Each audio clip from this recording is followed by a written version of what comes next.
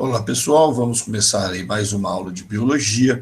Hoje nós vamos fazer a primeira aula de embriologia, onde a gente vai falar do assunto gametogênese, né, que é a produção de gametas, e o processo de fecundação. Muito bem. A conceituação de embriologia, ela pode ser feita em dois níveis. Então, existe um nível chamado sentido restrito, né, onde a gente estuda na embriologia apenas o desenvolvimento embrionário. Desenvolvimento embrionário também é chamado de ontogênese. Tá? Guarde essa palavrinha aí, que ela vai aparecer futuramente para vocês. Desenvolvimento embrionário, quer dizer, da forma do início ali do embrião, né, até o nascimento. Tá? Então, esse aí seria o sentido restrito do estudo de embriologia. E no sentido amplo, a embriologia estuda todas as modificações que ocorrem da fecundação até a morte do indivíduo. Porque a gente considera que durante a vida ocorrem várias modificações, igual vocês conseguem observar no esquema aqui embaixo, né, nesse desenho esquemático aqui. Então você vê que durante a vida embrionária, né, tem diversas modificações, e olha que a gente está pegando aqui só a partir da 8ª semana, né? Antes aí tem muitas outras mudanças. Então, na 8ª semana, para o nascimento, você percebe principalmente, né, nessa visão externa, uma modificação das proporções do corpo. Né? Você vê que na 8ª semana, a cabeça é aproximadamente 1/3 do tamanho do feto. Né? E ao nascimento ela já se reduziu em torno de 20%. Né? E depois do nascimento, essa proporção continua mudando. Né? Então, não só essas proporções externas, tamanho da cabeça, dos membros, né, do tronco, mas também modificações internas são observadas, né, durante toda a vida do sujeito.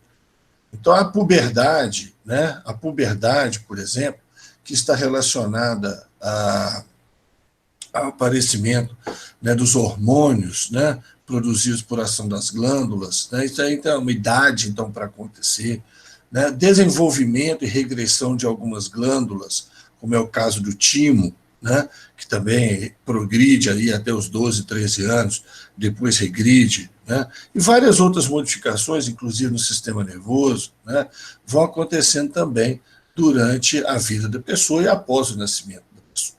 Né, e também fenômenos degenerativos, né, que acontecem na idade mais avançada. Bom, então isso seria uma embriologia entendida no sentido amplo, né, todas essas modificações. E nessa parte de embriologia no sentido amplo, a gente estuda também os chamados fenômenos preparatórios para a reprodução, né? Como é o caso, né, da produção de gameta, gametogênese, que nós vamos estudar então agora aqui na sequência. Primeiramente, nós vamos falar da gametogênese masculina, a produção de espermatozoides, a espermatogênese. A espermatogênese, ela ocorre dentro dos testículos, em túbulos muito finos, chamados túbulos seminíferos. Então, aqui do lado nós temos um esquema, né, mostrando aí o testículo, certo? E o testículo, né, deixa eu fazer o contorno dele aqui, o testículo, ele é dividido em espaços, né, que são chamados de lojas testiculares, e dentro desses espaços, então, estão os túbulos muito finos, enovelados, né, preenchendo esses espaços aí. Esses túbulos, então, são os túbulos seminíferos. Então, a produção de espermatozoide acontece nos túbulos seminíferos. Agora, com um detalhe, não é no interior do túbulo seminífero, não. É na parede do túbulo seminífero, parede interna. Mas não é na cavidade, não é na luz do túbulo seminífero, é na parede do túbulo seminífero. As células que vão dar origem ao espermatozoide são células da parede do túbulo seminífero. Bom, a espermatogênese ela começa a partir dos 13, 14 anos de idade e segue a vida inteira sem interrupção. Então, no homem, não é comum ocorrer uma parada da produção de espermatozoides. Normalmente ele vai produzir espermatozoides durante toda a sua vida. Tá? A mulher tem uma parada da produção de óvulos, né, que é a chamada menopausa, que nós vamos falar aí na sequência.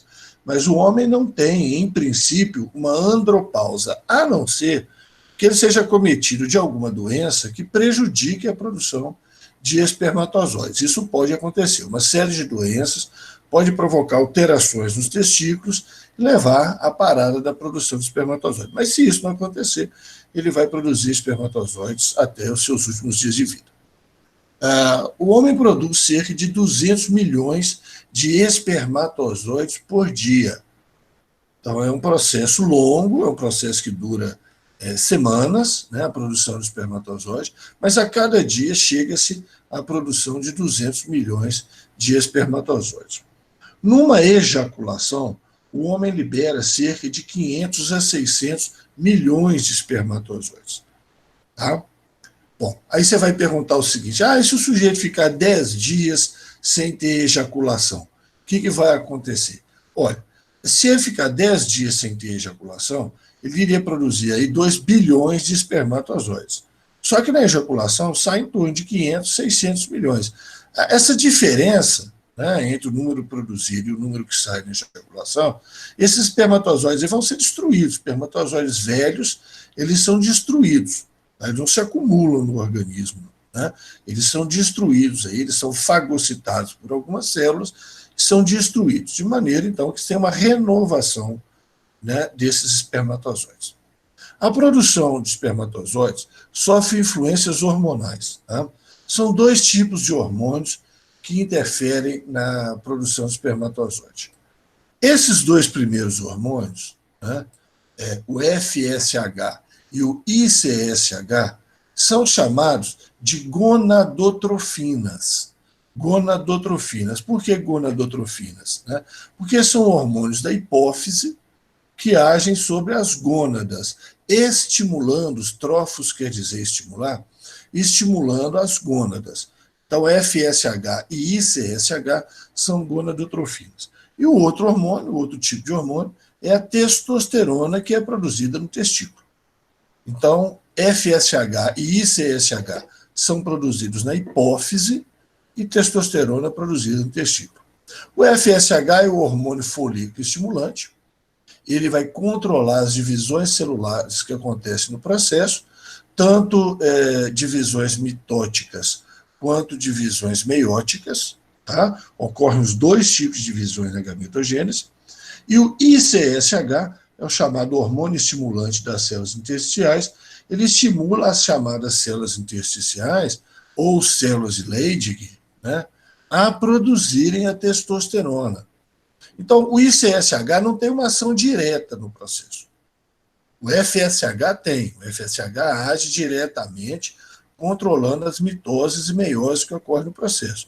Agora, o ICSH não. Ele estimula as células de Leydig, e a célula de Leydig, então, vai produzir testosterona, e a testosterona vai atuar na chamada diferenciação final dos espermatozoides. Processo final, formação dos espermatozoides. Bom, muito importante que você saiba que o ICSH é o mesmo hormônio conhecido como LH, hormônio luteinizante, certo? Então, nas mulheres, esse hormônio é uma proteína, ele tem o nome de hormônio luteinizante, certo? Porque ele é responsável pelo processo de ovulação e formação do corpo lúteo. Esse mesmo hormônio existe na gente, né, do sexo masculino, só que ele tem outro nome. É o mesmo hormônio, é a mesma proteína, só que ele é chamado de ICSH, hormônio estimulante das células intersticiais. Agora, não se assustem, tá? Se alguém falar que o LH no homem, o LH no homem é o ICSH. Tá? Qual a função do LH no homem? Está perguntando, então, qual a função do ICSH no homem. Tá certo? Não vai falar que o LH no homem é responsável pela ovulação, não, e pelo amor de Deus. Tá? Bom, e a testosterona, então, já falei, atua na formação final do espermatozoide. Além dessas influências hormonais, a espermatogênese sofre outras influências, principalmente da temperatura, certo? A temperatura ideal para acontecer a gametogênese é 3 graus abaixo da temperatura interna do corpo. A temperatura interna do corpo é 38 graus, certo? A temperatura no interior do seu corpo é 38 graus. Então, o ideal é que ela seja de 35 graus. Tá? Por isso que os testículos eles ficam afastados da cavidade abdominal. Então, olha aqui embaixo, na anatomia normal, os testículos estão localizados no escroto, afastados do centro do corpo, afastados, né, dessa região de maior temperatura. E existe um sistema também que permite que nos testículos a temperatura seja mais baixa, seja de 35 graus. Tá certo? E é o ideal, então, para a produção de espermatozoides. Bom, a alta temperatura, que seria os 38 graus, provoca a morte das espermatogônias, que são as células originais aí que vão dar a formação do espermatozoide. E isso provocaria, então, a esterilidade. O sujeito não seria capaz de produzir espermatozoide. A criptorquidia, que está exemplificada aí do lado, é uma condição em que os testículos não descem para o escroto, ficam retidos na cavidade abdominal, ficam então nessa temperatura de 38 graus, as espermatogônias morrem, o sujeito não produz espermatozoide. Então, se não for corrigido, e geralmente é corrigido nos primeiros anos de vida aí, né, o ideal é com de 2 a 4 anos de idade, aí fazer a cirurgia e corrigir o problema, apesar de que isso pode esperar até os 6, 7 anos, mas o ideal é com 2, 3, 4 anos de idade fazer a cirurgia, corrigir o problema. Qual que é o problema? Os testículos eles se formam na cavidade abdominal, né, nessa região, e durante o desenvolvimento embrionário, eles descem por um canal chamado canal inguinal, por onde passa o canal deferente, que é um tubo do testículo, e eles descem para a sua posição no escroto. Acontece que o testículo pode não descer, ele pode ficar retido na cavidade abdominal ou no meio do trajeto. Então, se ele fica retido e não desce para o escroto, então ocorre a criptorquidia. Tá? O testículo fica retido, então tem que ser colocado cirurgicamente no local correto, né? Antes aí dos 7 anos de idade, para que não ocorra a morte das espermatogônias e o sujeito possa produzir espermatozoides. Perfeito? Bom, o processo de espermatogênese, agora com detalhes, né? Com detalhes. Então, as células originais, as células fundamentais, são chamadas espermatogônias. Essa terminação gônias aí se refere a essas células fundamentais da chamada linhagem gametogênica.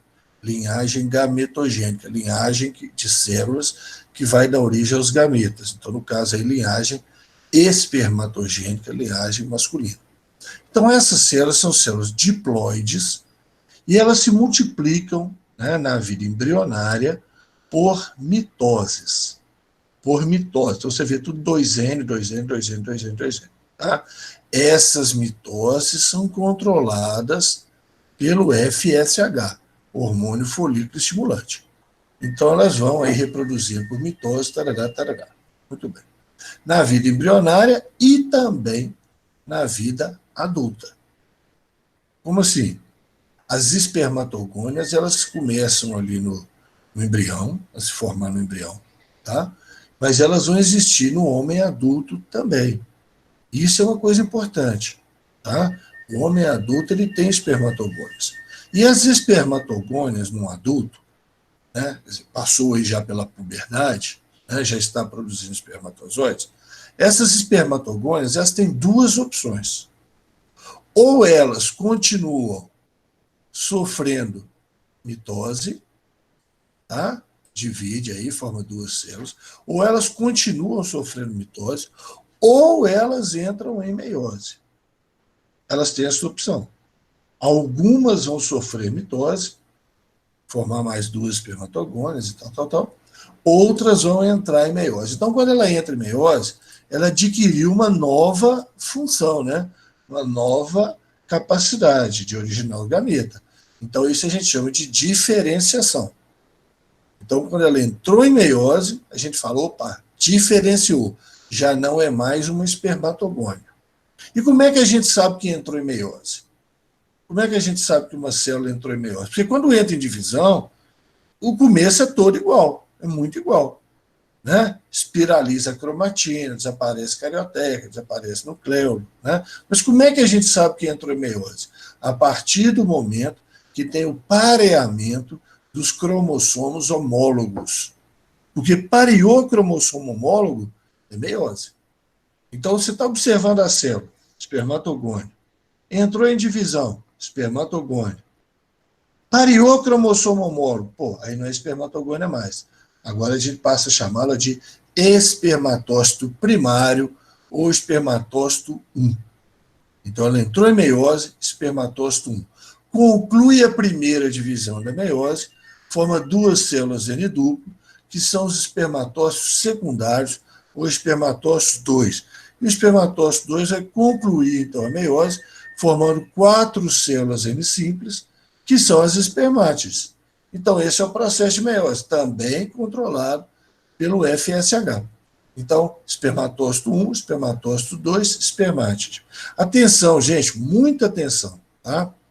Espermatócito 2 e espermátide são células haploides, tá? São células haploides. N cromossomos duplos, N cromossomos simples, mas são células haploides.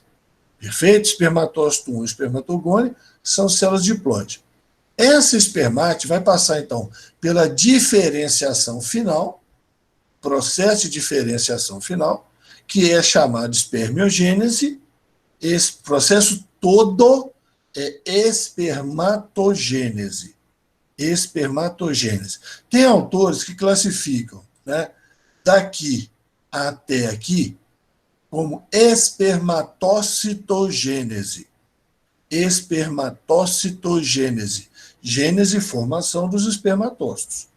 Tá? Então, alguns autores usam essa classificação.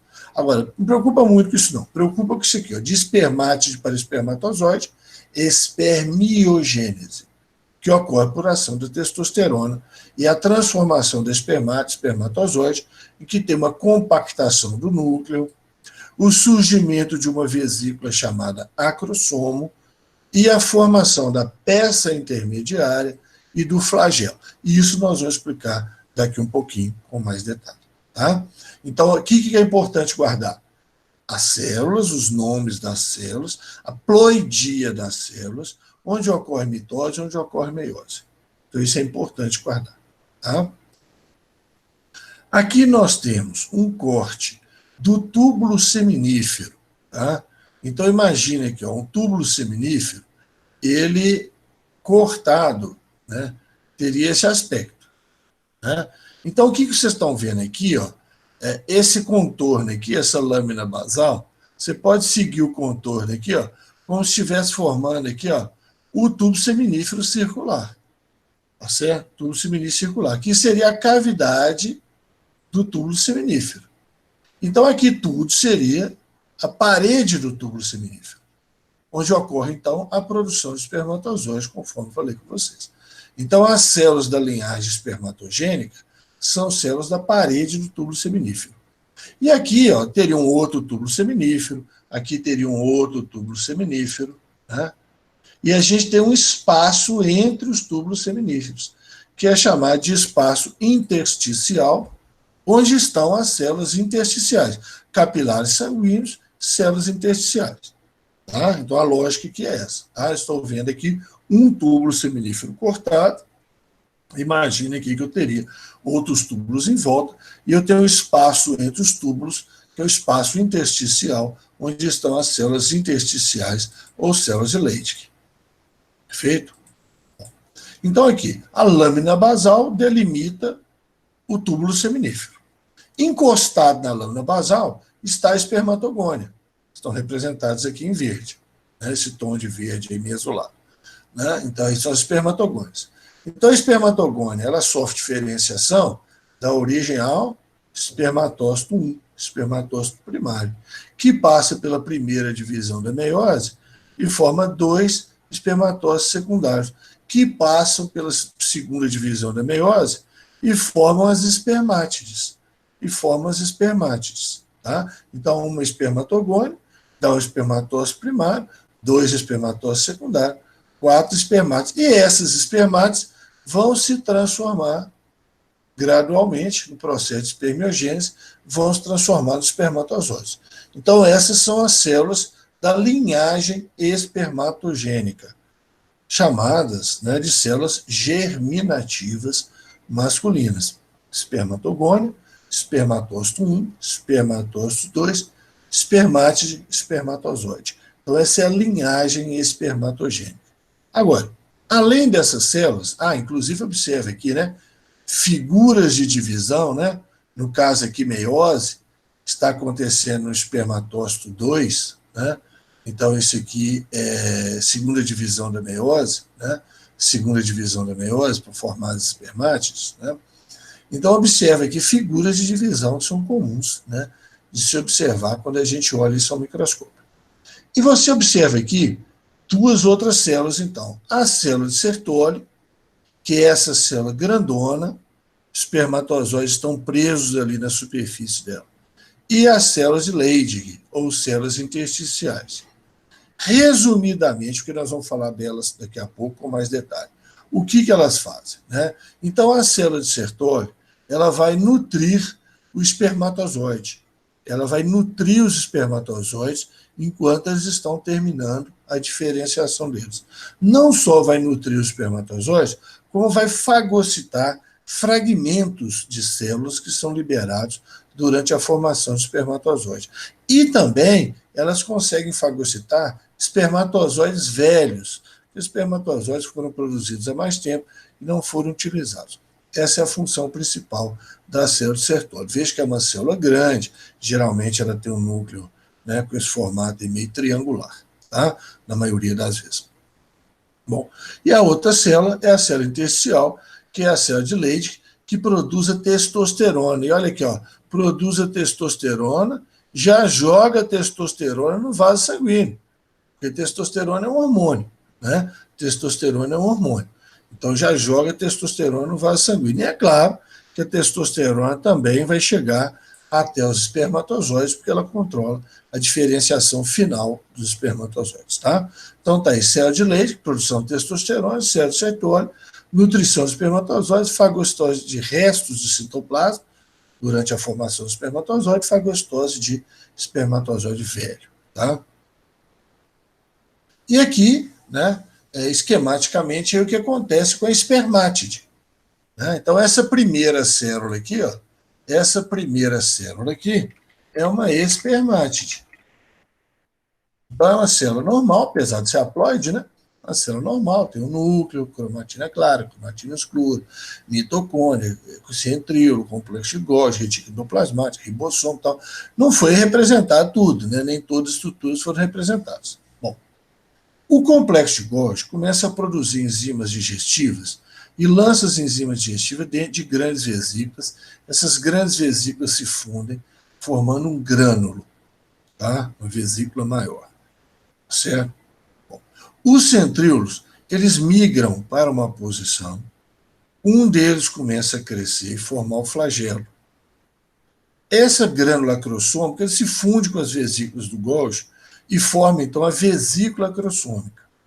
Não preocupa com a questão de nome, não, tá? Grande, vesícula, não preocupa com isso, não. Vai preocupar com o final, situação final que nos interessa.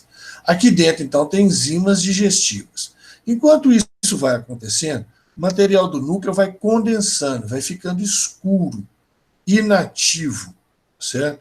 Tanto que deveria estar mostrando aqui, né, ficando mais escuro, não representado dessa forma, você entenda dessa forma. Ele vai ficando homogêneo, mas homogeneamente escuro, tá? Inativo. A vesícula acrossômica cresce, então, lá no oposto, aí onde está o centríolo, formando capuz acrossômico, finalmente o acrossomo, que é a vesícula, então, contém enzimas digestivas importantes no momento da fecundação. Parte do citoplasma é perdido, e é aqui que entra a célula de Sertoli, ela pode fagocitar, então, esses resíduos, tá? E as mitocôndrias se posicionam próximas ao centríolo para fornecer energia para o batimento do flagelo, formando essa região onde está o centríolo, grande quantidade de mitocôndrias, que é chamada de peça intermediária. Então, o espermatozoide ele vai ter um núcleo bem escuro, que já está mostrando, né?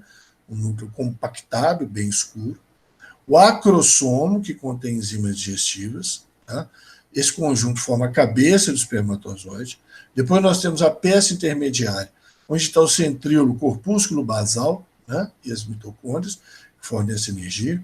Depois, flagelo, né, peça principal, peça final. Tal, certo? Então, esse é a espermiogênese, transformação de espermátide em espermatozoide. Observa-se condensação do núcleo, perda de grande parte do citoplasma, né, as organelas que não são necessárias para o espermatozoide, formação do flagelo, formação do acrossomo e a disposição das mitocôndrias na peça intermediária. Né? Costuma aparecer em prova uma questão que é o seguinte: e se por acaso a peça intermediária não tiver mitocôndria? Mas se não tiver mitocôndria, esse espermatozoide não consegue nadar, né? E não consegue energia para movimentar o flagelo. Então ele não é um espermatozoide que não consegue fecundar um óvulo, certo? Ele não consegue se movimentar. Então aqui, falar um pouquinho mais das células de Sertoli e das células de Leydig. Né? A célula de Sertoli está representada aqui em verde, né? Essa célula grandona, né? Ela vai lá da lâmina basal até os espermatozoides lá em cima. São células somáticas. Cuidado, hein, gente? Células germinativas são as células da linhagem germinativa. Espermatogônio, espermatócito 1, espermátide, espermatozoide. Certo? Essas é que são células da linhagem germinativa. Tá? Espermatogônio, espermatócito 1, espermatócito 2, espermátide, espermatozoide. Certo? Célula de Sertoli não é linhagem germinativa, não, é célula somática. Tá? Elas nutrem os espermatozoides durante o processo de diferenciação e fagocitam restos, né, da espermiogênese. Produz um hormônio chamado hormônio antimileriano, né, em inglês aqui, né? Aliás, está ao contrário aqui, a sequência, HMA, né, que é em português. Deixa eu consertar aqui, hormônio antimileriano, HMA, HAM. Ou então, em inglês, né, antimileriano hormônio, AMH. Né? Nós já vamos falar o que é isso, tá? O que é o hormônio antimileriano. Ele suprime o desenvolvimento de ductos, chamados ductos de Miller, tá? Que são regiões do embrião que formariam o aparelho reprodutor feminino, certo? Então, esses ductos no embrião, o embrião tem ductos que podem dar origem a um aparelho reprodutor feminino ou que podem dar origem a um aparelho reprodutor masculino. Os que dão origem ao aparelho reprodutor feminino são chamados ductos de Miller. Então, esse hormônio, né, o antimilleriano, ele suprime, faz desaparecer os ductos de Miller. E aí quem vai desenvolver são os outros ductos, chamados ductos de Wolff, tá, que vão desenvolver para formar o aparelho reprodutor masculino. Tem um slide aí na sequência que vai mostrar isso para vocês. Tá? Então, essa é a função de células de Sertoli também. E a célula de Leydig, ou células intersticiais, são células somáticas também, presentes entre os túbulos seminíferos, no interstício, né, surge, então, entre os túbulos seminíferos por influência da gonadotrofina coriônica humana, beta-HCG, que é um hormônio que é produzido pela placenta durante a gravidez. Tá? Então, quando a mulher está grávida, a placenta produz esse hormônio, beta-HCG, gonadotrofina coriônica. Por que gonadotrofina? Porque ela age nas gônadas também, ela estimula as gônadas, mas ela não é da hipófise, igual o FSH e o LH. Ela é produzida no córion, certo? Ela não é da hipófise, ela é do córion. Córion é a membrana embrionária, certo? Então, produzida pela placenta. Elas secretam a testosterona e a testosterona vai induzir a formação do sistema reprodutor masculino. Tá certo? Então, o hormônio antimilleriano, ele inibe o que daria origem ao aparelho reprodutor feminino. E a testosterona induz a formação, o desenvolvimento dos ductos de Wolff, né, e a formação do aparelho reprodutor masculino. Tá? Ok? Então, tá aqui. Esse aqui, né, seria um detalhe interno de um embrião humano assexuado. Como assim?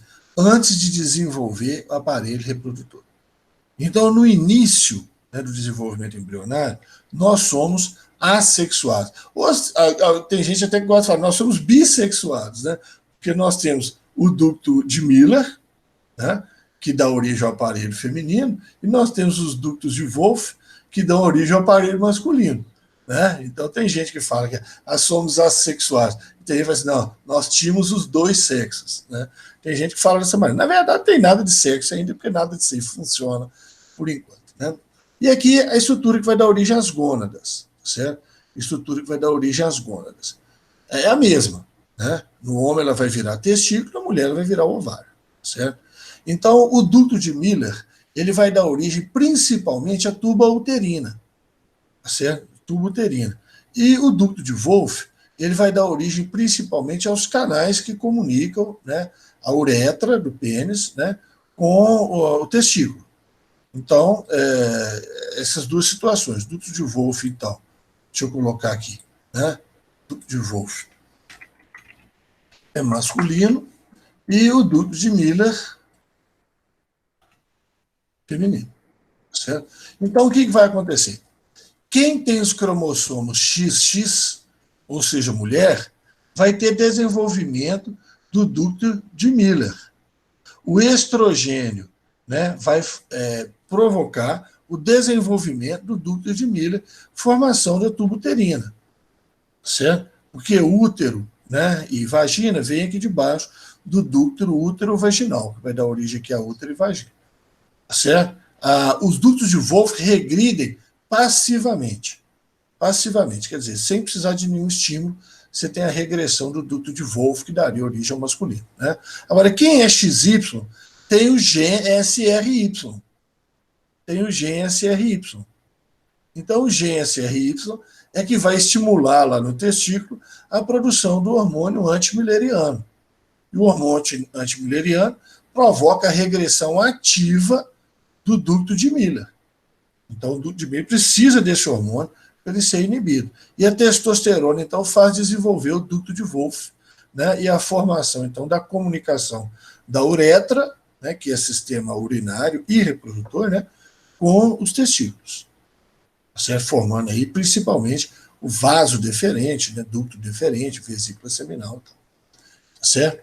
Então, isso aí é que acontece durante o desenvolvimento embrionário. Pessoal, eu sempre gosto de falar um pouco mais de detalhe, tá? Acho muito difícil vocês pedirem isso aí no vestibular, mas não duvido, porque tem alguns vestibulares, né, que o pessoal complica um pouquinho a coisa, tá? Então não duvido nada. Mas eu gosto sempre de falar um pouquinho a mais, até para preparar vocês, né? A maioria de vocês aí pretende seguir a área biomédica, né? Chegar na faculdade e não assustar muito, né, com o que vocês vão encontrar pela frente, porque vocês vão encontrar muita informação no curso superior, vocês sabem muito bem disso, né? Muito bem, então vamos agora para a ovulogênese, chamada também de ovogênese ou oogênese, tá? Mesma coisa. Seria a produção do gameta feminino, o óvulo, né? Então, onde que ela ocorre? No interior dos ovários, em estruturas chamadas folículos ovarianos ou folículos de Graafi. Folículos ovarianos ou folículos de Graafi. Tá? A idade. Aqui é muito importante você entender isso. Tá? O processo de ovulogênese, ele tem início na vida embrionária. Na vida embrionária, quer dizer, antes de nascer. Tá? O processo do homem, não. O processo do homem ele tem as espermatogônias na vida embrionária, mas só espermatogônio. Ele nasce só espermatogônio. Ele vai começar a formar espermatócitos, espermatos, espermatozoides na puberdade, lá para os 13, 14 anos. Agora, a menina não. Na vida embrionária, ela tem ovogônias, que já vão se diferenciar em ovócitos primários, ou ovócitos 1. Então, isso acontece na vida embrionária. Tá? As ovogônias vão diferenciar em ovócito primário. É aquele entrar em meiose, que eu falei, igualzinho existe lá para o masculino. Tá? Lá era espermatogônia virando espermatócito 1, né, entrava em meiose. Aqui é ovogônia virando ovócito 1, entrando em meiose. Tá? Mesma coisa, certo? Bom, então isso acontece na vida embrionária. Só que aí ele é interrompido. Esse fenômeno é interrompido. Então forma o ovócito 1, pareia cromossomo homólogo, prófase 1 da meiose, pareamento cromossomo homólogo, e é interrompido. a célula paralisa em prófase 1 da meiose. E ela vai viver até os 12, 13 anos ou mais paralisada em prófase 1 da meiose. Eu falei assim, Ramon, mas como é que a célula dessa sobrevive? Né? O núcleo está condensado, tudo, como é que ela vai sobreviver? Outras células que estão em volta dela, tá, vão nutrir essa célula, vão cuidar dessa célula. Tá? Então ela fica paralisada em prófase 1 da meiose. E recomeça a meiose, né, continua a meiose, a partir dos 12, 13 anos de idade. Certo? Então vamos entender o seguinte. A menina está lá com 15 anos. Produziu um óvulo. Então qual que é a história desse óvulo? Ele ficou 15 anos parado em prófase 1 da meiose. O ovócito formou na vida embrionária, a menina nasceu com o ovócito primário, o ovócito 1, e ele ficou 15 anos parado em prófase 1 da meiose. E aí ele continua o processo, recomeça nos 15 anos e dá origem a um óvulo. Tá certo? Agora, se a mulher produz um óvulo, a mulher está com 40 anos de idade e produziu um óvulo hoje, esse óvulo ficou 40 anos parado em prófase 1 da meiose. Nasceu com um ovócito, esse ovócito ficou 40 anos parado em prófase 1 da meiose, agora que ele continuou a meiose e deu origem ao óvulo. Certo? Isso, gente, está relacionado com aquela ideia, né, da maior frequência de crianças com síndrome de Down quando a mãe tem idade avançada. Então, quando a mãe tem ali até os 25, 26 anos, né, a chance de nascer uma criança com síndrome de Down é de 1 em 2.000. Agora, quando uma mulher acima de 40 anos tem um filho, a chance de nascer uma criança com síndrome de Down diminui muito, às vezes para 1 em 50, 1 em 30. Tá? Então, diminui não, aumenta, né? A chance aumenta muito. Tá? De 1 em 2.000 para 1 em 50, 1 em 30. Tá certo? Aumenta muito a chance. Por quê? Porque é um óvulo que ficou todo aquele tempo parado, imagina, 40, 45 anos parado em prófase 1 da meiose, sofrendo a agressão do organismo de substâncias estranhas que entraram aí no organismo durante toda a vida da pessoa, doenças que a pessoa teve, medicamentos que ela tomou, substâncias que vieram aí na alimentação, agrotóxicos, sei lá o que, radiação. Tá? Então isso explicaria a maior probabilidade de nascer criança com síndrome de Down nas mulheres com idade avançada. Tá? Não se conhece a mesma relação para o homem. Pode ser até que exista, mas não se conhece, não se determinou isso. Porque no homem existe aquela renovação constante de espermatozoides, o homem produz espermatozoides a vida inteira. Tá? Até hoje não se provou aí uma existência, uma correlação de problemas com a idade do homem, mas pode ser que exista também. Tá? Bom, então, a partir dos 12, 13 anos, começa uma produção aproximadamente mensal de óvulos, que na verdade não são óvulos, são ovócitos, nós vamos detalhar isso aí na frente. Tá? E finalmente cessa na menopausa, por volta dos 50, 55 anos de idade, a mulher para então de produzir óvulos. Tá? Bom, então a mulher só tem ovogônia na vida embrionária. Ela só tem ovogônia na vida embrionária. Quando ela nasce, as ovogônias já se transformaram em ovócitos 1, e depois, mensalmente, depois da puberdade, mensalmente, alguns desses ovócitos 1 vão continuar o processo para dar origem a óvulos. Tá? Na verdade, gente, recentemente descobriu-se, recentemente já tem 20 anos, tá? 20 anos em biologia é recente, que em algumas mulheres podem existir ainda ovogônias inativas dentro do ovário. Certo? E isso tem sido uma esperança, né, de ressuscitar a atividade dessas ovogônias, né, para situações aí de infertilidade. Né?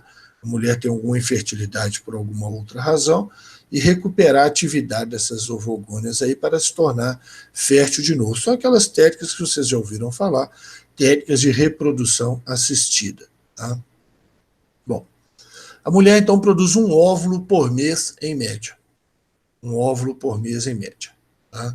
E as influências hormonais Também o FSH, o hormônio folículo estimulante, aliás, ele tem esse nome, folículo estimulante, porque ele estimula os folículos ovarianos, né, folículos Graafi. Ocorrem então as divisões celulares, ele controla as divisões celulares, igual no homem. E o LH, o hormônio luteinizante, igual no homem também, só que no homem era chamado de ICSH, né? Que ele estimula a ovulação e formação do corpo lúteo. Tá? Luteinizante, porque vai formar o corpo lúteo, né? A gente chama então de ação luteinizante, tá? Mas estimula a ovulação, é necessário para que ocorra a liberação do óvulo, na verdade, o ovócito 2, tá? pelo ovário. Além disso, a mulher tem uma influência também da alimentação. Gente, é claro que a alimentação também interfere no homem. Tá? A alimentação interfere em todos. Né? Em todas as ações do nosso organismo, a alimentação é importante, vocês sabem disso. A alimentação interfere na saúde geral do indivíduo. Tá? Então, tanto no homem quanto na mulher. Agora, no caso da mulher, a alimentação, a boa alimentação ou a má alimentação interfere na idade da primeira ovulação e primeira menstruação, consequentemente. Né? Então, mulheres bem alimentadas costumam, em média, tá, gente? Média de população, né? Ovularem, menstruarem por volta dos 11, 12 anos de idade. Tá? Quando a alimentação é muito ruim, essa data de primeira ovulação, primeira menstruação, pode se estender aí até os 15 anos de idade. Certo? É claro que no homem a alimentação interfere, mas não é tanto, né? Porque o homem produz 200 milhões de espermatozoides por dia. Né? Se a alimentação fizer reduzir isso aí para 100 milhões de espermatozoides por dia, ainda tem espermatozoide com sobra, né, para reprodução. Tá? Então é claro que a alimentação tem um papel mais importante da mulher, porque a mulher produz um óvulo por mês. Né? Então, se diminuir isso, diminui muito a chance de reprodução. Então, aqui estão as famosas ovogônias, né? Nós já falamos delas aí várias vezes. Então, na vida embrionária, a mulher tem ovogônias, tá? Que reproduzem por mitose. Na vida embrionária, se reproduzem por mitose, mitose, mitose, mitose. Ao nascimento, próximo ao nascimento, pouco antes do nascimento, todas as ovogônias, menos aquelas que eu falei que descobriu recentemente aí que pode sobrar, mas esquece delas, tá? Vestibulares não vão perguntar isso. Não. Se falar, tudo bem, aí você complementa. Mas provavelmente não vão falar disso não. Então, todas as ovogônias, então, sofrem diferenciação. Entram na meiose, tá? Pareiam cromossomos homólogos. Isso na vida embrionária. De maneira que quando a mulher nasceu, tá? Ela não tem mais ovogônia, ela só tem ovócitos primários, ovócitos 1, paralisados em prófase 1 da meiose. Paralisados em prófase 1 da meiose. Quando chega na puberdade, que é mais cedo que a do homem, né, 12, 13 anos, tá? Ela vai começar, então, ela vai continuar a meiose em alguns dos ovócitos. Estima-se que a mulher nasça com aproximadamente 200 mil ovócitos 1. 200 mil ovócitos 1. Tá? Então, cerca de 200, de 100 a 200 deles, estimulados pelas gonadotrofinas, né, FSH e LH, vão continuar a meiose. Vão sofrer meiose formando duas células, o ovócito 2 e o primeiro corpúsculo polar. Então, vocês percebem que o ovócito 2 é grandão, o primeiro corpúsculo polar é pequenininho. O que acontece? As organelas importantes, mitocôndria, retículo endoplasmático, nutrientes armazenados e tudo mais, elas vão para o ovócito 2. Isso tudo vai para o ovócito 2. Tá? Por isso que ele é grandão. O ovócito 1, o primeiro corpúsculo polar, praticamente só fica o núcleo. É uma célula que provavelmente vai degenerar e morrer. Ela pode até terminar a divisão meiótica, tá? Mas às vezes nem isso ela consegue fazer. Nem consegue terminar a divisão meiótica. Se terminar, nós vamos falar depois o que acontece. Tá? Então, forma-se o ovócito 2. Bom, esse ovócito 2, ele vai sofrer a segunda divisão da meiose e vai dar origem ao óvulo grandão, e o segundo corpúsculo polar. Tá? O primeiro corpúsculo polar, se sobreviver, vai dar origem ao terceiro e quarto corpúsculo polar. Por que a gente chama de corpúsculo polar? Porque quando o óvulo está pronto, eles ficam agarradinhos aí no polo do óvulo. Tá? Então, por isso são chamados corpúsculos polares, ficam aí agarradinhos num polo. Certo? Bom, na verdade, para o ovócito 2 virar óvulo, ele também precisa de um estímulo. E o estímulo para o ovócito 2 virar óvulo é o encontro com o espermatozoide. Na hora que o espermatozoide começa a perfurar a parede do ovócito 2, é que vai concluir-se a divisão meiótica. O ovócito 2 ele fica paralisado em metáfase 2 da meiose, ele fica paralisado em metáfase 2 da meiose. Na hora que o espermatozoide entra, ele conclui a meiose e forma o óvulo. E em volta do óvulo, e também no ovócito 2, tá, gente? Eu não representei, não, mas também em volta do ovócito 2. Existe uma parede formada de glicoproteínas, tá? Essa parede, então, é chamada zona pelúcida. Zona pelúcida. Tá? É uma parede de glicoproteínas que fica aí em volta do óvulo. Tá? Em volta do óvulo também a gente encontra algumas células. Lembra que eu falei, né, que os ovócitos eles tinham células em volta dele que cuidavam dele, né? São células do folículo ovariano, são células foliculares. Quando ocorre a ovulação e o ovócito 2 é liberado, essas células continuam ali em volta dele, células foliculares, tá? Então, aqui em volta ainda tem algumas células foliculares. E o espermatozoide, inclusive, quando vai fazer a fecundação, ele tem que driblar, ele tem que passar por entre essas células foliculares também. Além de ter que perfurar a zona pelúcida, né, que essa espécie de parede aí que tem no óvulo, ele tem que driblar também essas células foliculares aí, passando entre elas. Bom, aqui está um comparativo dos dois processos. Né? Então, ali em cima, nós temos o zigoto, né? Seu zigoto, se um dia você for um zigoto, aí você tem suas células somáticas, né? Suas células do corpo aí que não estão relacionadas com produção de gametas, e aí uma dessas células lá, um belo dia lá diferenciou e deu origem às células da linhagem germinativa. Então existe a linhagem germinativa masculina, espermatogônias que vão virar espermatócito 1, espermatócito 2, espermatozoide, e as células da linhagem germinativa feminina, ovogônias, ovócito 1, ovócito 2, óvulo. Certo? Então é isso aí que a gente vai ter, né, nas nossas células. Veja que cada espermatogônia que vira espermatócito 1, que entra em meiose, cada uma vai dar origem a 4 espermatozoides. Gente, isso vocês perguntam em prova direto. Direto. Certo? No homem, a célula que entra em meiose dá 4 gametas. Na mulher, a célula que entra em meiose, ela só vai dar origem a um gameta, um óvulo. Tá? Ela não vai dar origem a mais nada. Ele vai dar origem aos glóbulos polares, os glóbulos polares degeneram. Tá? E aí não vão dar origem a nada.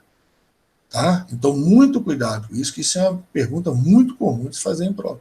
Os caras colocam a perguntinha lá, o homem produz 200 milhões de espermatozoides por dia. Né?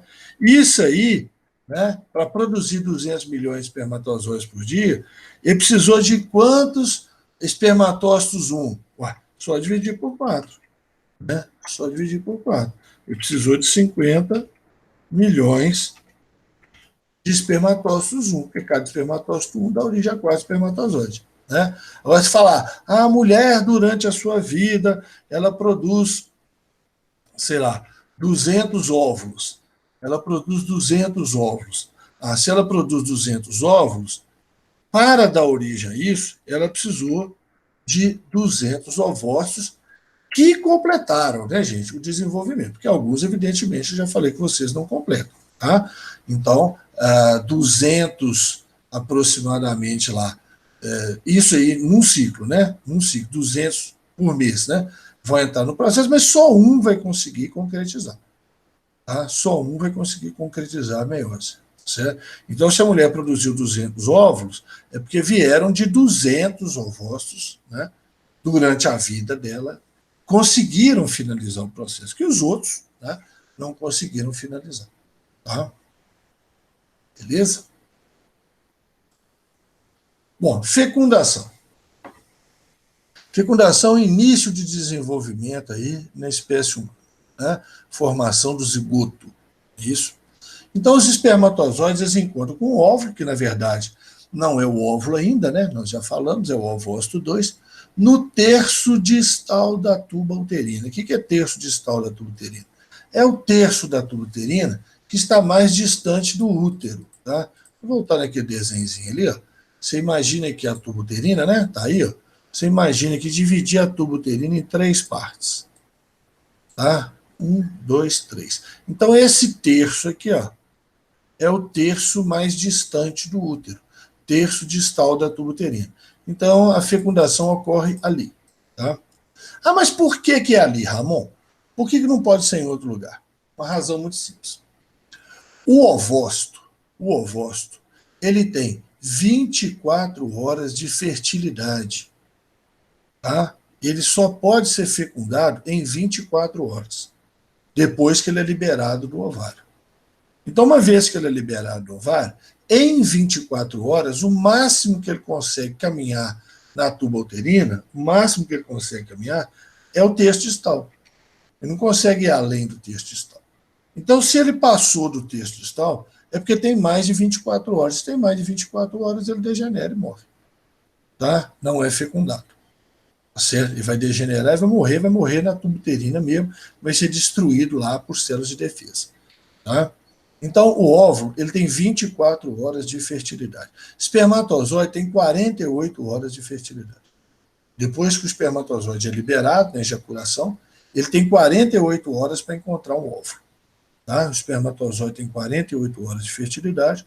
O óvulo, depois que é liberado do ovário, tem 24 horas de fertilidade. Tá? Isso, gente, depois que são liberados. Tá? Enquanto eles estão lá dentro, eles vivem bem mais tempo. Tá? O espermatozoide dentro do sistema reprodutor masculino, ele pode viver até 3 meses. Tá? Até 3 meses. Certo? Ele pode viver. O óvulo não, porque o óvulo, ele, assim que ele é formado, ele já é liberado. Tá? Ele não vai ficar vivendo lá dentro, esperando nada. O espermatozoide que pode sobreviver até 3 meses dentro do aparelho reprodutor masculino. Então, eles encontram no espermatozoide e o ovócito 2 encontram no terço distal da tuba uterina. E o espermatozoide interage com a superfície do ovócito 2. Quando ocorre essa interação, ocorre a liberação das enzimas do acrossomo. Isso é chamado de reação acrossômica. Então, está aqui, ó. O espermatozoide driblou as células foliculares, que eu falei com vocês, que tem células foliculares aí em volta, e driblou e passou entre essas células foliculares. Ele consegue digerir também, né, as substâncias que estão entre as células foliculares, chega aqui na zona pelúcida, então tem a reação acrossômica, libera enzimas do acrossomo que vão perfurar a zona pelúcida, que é formada de glicoproteínas. Então vai perfurar a zona pelúcida, tá? Vai atravessar isso aqui e vai fundir a membrana dele com a membrana do ovócito. Veja que o ovócito está aqui paralisado na metáfase 2. Ele está paralisado na metáfase 2 da meiose. Tá? Ele está paralisado aqui na metáfase 2. Tá? Então, aí, o corpus polar está ali do lado, primeiro corpus polar, tal, o espermatozoide está chegando. Assim que o espermatozoide conseguir penetrar no óvulo, ele vai fundir a membrana dele com a membrana do óvulo, ele lança, o óvulo, tá? Existem vesículas aqui que são chamadas glândulos corticais. Essas vesículas lançam enzimas que vão modificar as glicoproteínas da zona pelúcida. Vão modificar as glicoproteínas, de maneira que nenhum outro espermatozoide vai conseguir penetrar, chegar até o ovócito, tá? Evitando a penetração de outro espermatozoide. Então, essas substâncias, desses grânulos corticais aqui, que são lançados e modificam a zona pelúcida, isso é chamado de reação cortical. E isso bloqueia a polispermia. O que é polispermia? Poli, muito, esperma, espermatozoide. A entrada de muitos espermatozoides dentro do ovócito. Tá? Então, na espécie humana, assim que um espermatozoide entra, substâncias são lançadas na zona pelúcida, enzimas, modificam a zona pelúcida e um outro espermatozoide consegue entrar. Ô, gente, é claro, é óbvio, tá? Que pode acontecer de dois espermatozoides entrarem simultaneamente. Pode acontecer. Tá? Os livros não vão ficar falando isso, tá? Porque não tem interesse, tá? Mas pode acontecer de dois espermatozoides entrarem simultaneamente. E se dois espermatozoides entrarem simultaneamente, o que vai acontecer? N de um espermatozoide, mais N do outro espermatozoide, mais N do óvulo, vai dar uma célula triploide, vai dar uma célula 3N, vai dar um zigoto triploide, um embrião triploide, que ele morre nos primeiros dias do desenvolvimento, não vai adiante. Tá? Se dois espermatozoides entrarem ao mesmo tempo no óvulo, vai formar uma célula triploide e ela vai degenerar, ela não vai conseguir completar o desenvolvimento. Beleza? Ela degenera. Não vai dar origem a gêmeos, não, pelo amor de Deus. Tá? Formação de gêmeos é outra história. Não tem nada a ver com entrar dois espermatozoides no óvulo. Normalmente entra um só. Se entrar dois espermatozoides, a célula resultante vai ser uma célula triploide e ela vai degenerar. Ô Ramon, oi, e se o espermatozoide entrar no glóbulo polar, o que vai acontecer? Degenera também, porque ali não tem nutrientes suficientes para manter um embrião em desenvolvimento. Tá? Lembra que eu falei com vocês que os nutrientes, né? Aliás, é até bom falar o nome desses nutrientes, né? São armazenados aí dentro da célula, né, do óvulo, né, que é o lécito, também conhecido como vitelo. Tá? São armazenados aí dentro. Por isso que, né, o óvulo é maior que os corpos polares. Bom, continuando, o núcleo de espermatozoide N, né? O núcleo de espermatozoide N aqui que entrou, certo? Núcleo do espermatozoide, ele vai fundir com o núcleo do óvulo. Os dois vão se juntar. Então, o segundo corpus polar já está aqui, vai dividir depois, formar o terceiro e quarto corpus polar. Tá? Os outros espermatozoides não conseguem mais entrar, né? Aí está até desanimado, indo embora, certo? Não consegue mais entrar. Então, o núcleo do espermatozoide funde com o núcleo do óvulo, no fenômeno, tá aqui já é chamado de óvulo, né, depois da meiose, fenômeno conhecido como anfimixia.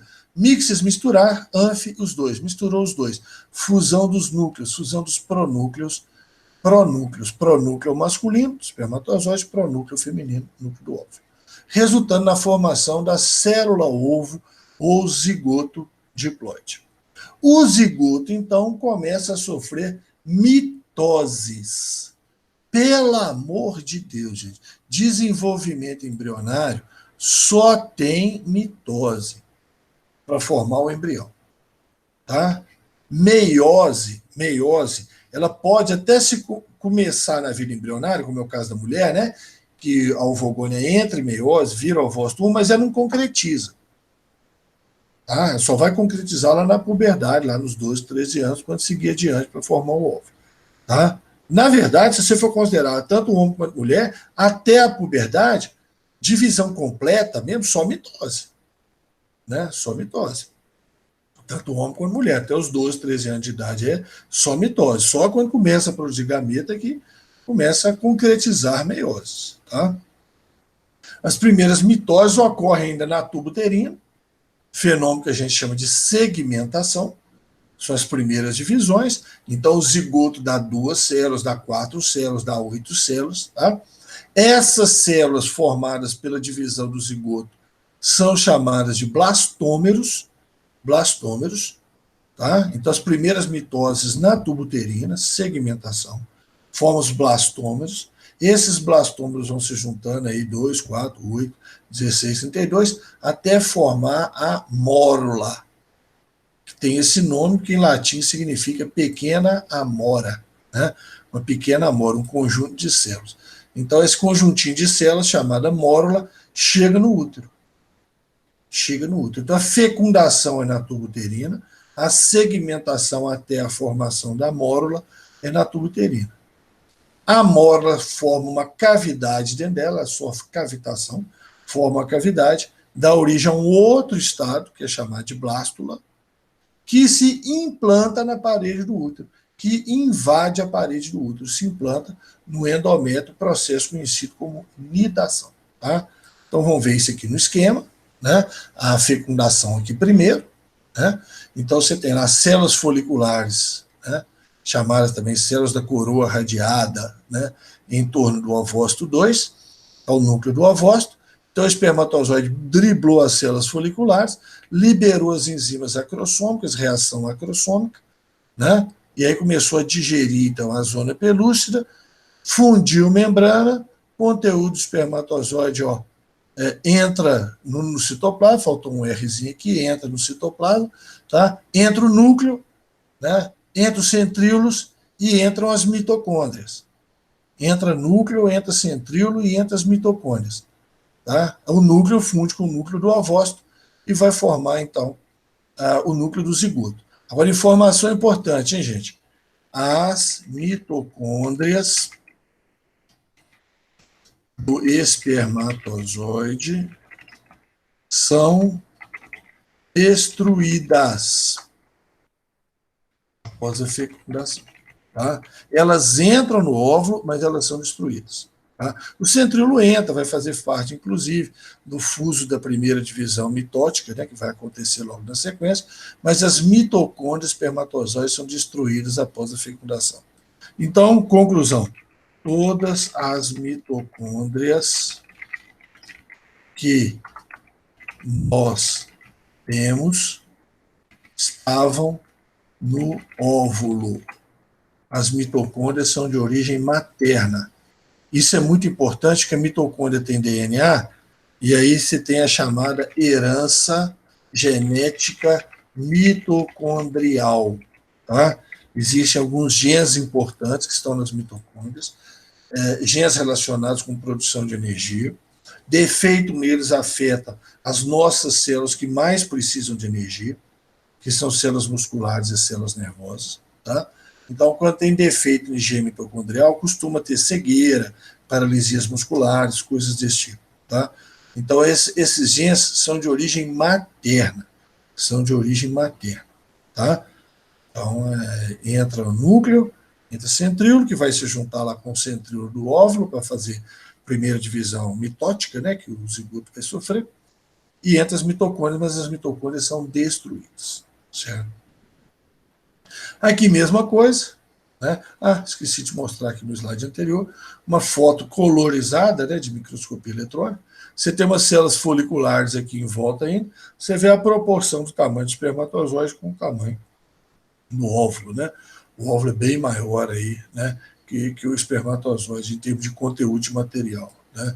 Que é a mesma coisa, você vê o espermatozoide fecundando, vários espermatozoides aí em volta também, só um vai conseguir penetrar. Né? Parece que é esse aqui, esse espertinho aqui. Né? Bom, mas aqui nessa imagem não dá para a gente saber isso.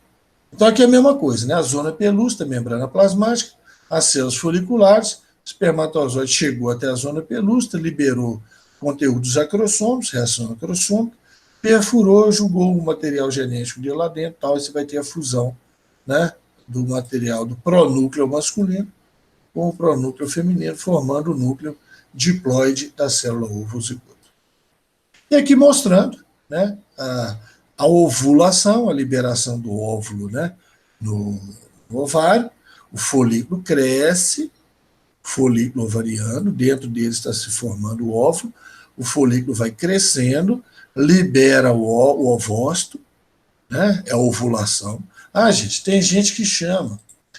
Porque libera o ovócito 2. Vou até colocar aqui, ó.